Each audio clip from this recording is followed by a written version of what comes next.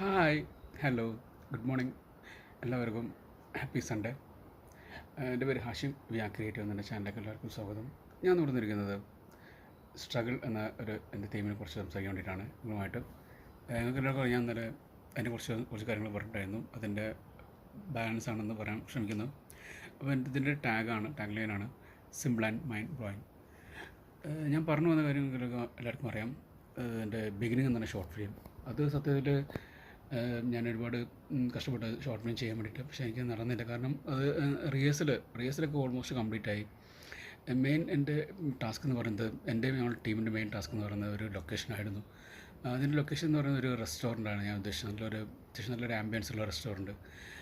എൻ്റെ നാട് കോഴിക്കോടാണ്. ഞാൻ കോഴിക്കോടുള്ള ഓൾമോസ്റ്റ് റെസ്റ്റോറൻറ്റ് ഞാൻ പോയി.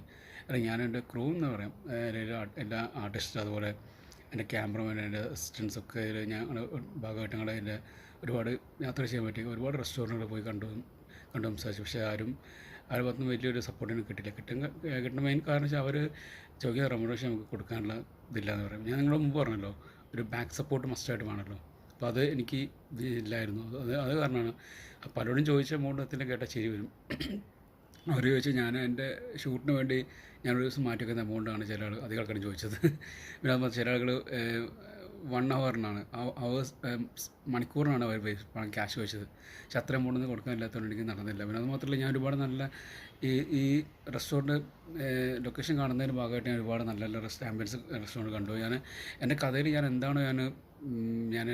ഞാനൊരു കഥ ചെയ്യുമ്പോൾ നമ്മുടെ ഒരു ഫ്രെയിമും വിഷനും കാണുമല്ലോ, അതെന്താണോ എന്നുള്ളത് കറക്റ്റ് കാണേണ്ട ഒരു നല്ല 3-4 റെസ്റ്റോറൻറ്റ്സ് ഉണ്ടായിരുന്നു. പക്ഷേ എനിക്ക് അവിടെ നിന്ന് എനിക്ക് ഷൂട്ട് ചെയ്യാനുള്ള പെർമിഷൻ എനിക്ക് തന്നില്ല. പിന്നെ അവർ വളരെ ചുരുങ്ങിയ സമയമാണ് പറഞ്ഞത്. പിന്നെ നമ്മളൊരു ബിഗിനേഴ്സ് ആണല്ലോ, അപ്പോൾ എല്ലാവർക്കും അറിയാം. അപ്പോൾ അവർ ആ ലെവലിൽ നമ്മൾ ട്രീറ്റ് ചെയ്യുള്ളൂ. ഇപ്പോൾ നമ്മുടെ എക്സ്പീരിയൻസ് ഉള്ള ആണെങ്കിൽ, നമുക്ക് അത്യാവശ്യം റീച്ചും ഫോളോവേഴ്സുള്ള ആളാണെങ്കിൽ അവർ നമ്മളെ നല്ല രീതിയിൽ ട്രീറ്റ് ചെയ്യും. ഞാനൊരു തുടക്കക്കാരനാണ്, ഞാനും എൻ്റെ ടീം ഒരു തുടക്കക്കാരൻ ലെവലിലായതുകൊണ്ട് അധികം അവരത്ര മൈൻഡ് ചെയ്തില്ല.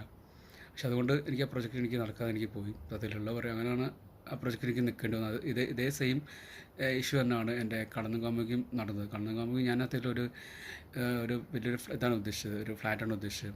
സത്യത്തിൽ പറയുകയാണെങ്കിൽ, ഇപ്പോൾ എന്താ പറയുക, നമ്മളിപ്പോൾ എല്ലാവരും പറയില്ല, ഇപ്പോൾ ഒരു ലോട്ടറി എടുക്കുമ്പോൾ, ഇപ്പോൾ 1 കോടിയുടെ ലോട്ടറി എടുക്കുമ്പോൾ നമ്മൾ വിചാരിക്കും, എന്താ പറയുക, ഒരു 50 ലക്ഷം അടച്ചാൽ മതി വിചാരിക്കും ചില ആളുകൾ പറയും. ഞാൻ പറയുക വെച്ചാൽ എനിക്ക് 50,000 വേണം, എനിക്കൊരു എന്താ പറയുക, ഒരു 15 രൂപ എനിക്ക് കിട്ടിയാൽ മതി. ആ ലെവലിലാണ് ഞാൻ ചിന്തിക്കുന്നത്. നമ്മൾ ചില പറഞ്ഞ കാര്യമില്ല, നമ്മുടെ സിറ്റുവേഷൻ അതാണ്. അത്രയും നടക്കുകയുള്ളൂ എന്ന് അറിയാം. ഞാൻ എത്ര ശ്രമിച്ചാലും അത് നമ്മൾ വലിയൊരു ഇതിലെത്തില്ല എന്ന് നമ്മൾ കോൺഫിഡൻസ് വെച്ചാലും ചിലപ്പോൾ അത് എത്തിയില്ല.